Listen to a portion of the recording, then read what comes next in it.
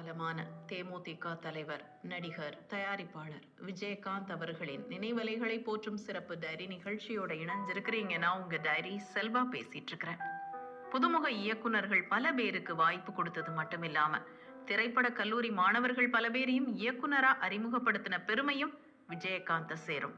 Aabavanan, R Aravindraj கூட்டணியில ஊமை விழிகள், உழவன் மகன் இந்த திரைப்படங்களும், ஆர்.கே. செல்வமணியுடைய இயக்கத்துல புலன் விசாரணை, கேப்டன் பிரபாகரன் மாதிரி வெற்றி படங்களையும் தந்தவர் விஜயகாந்த்.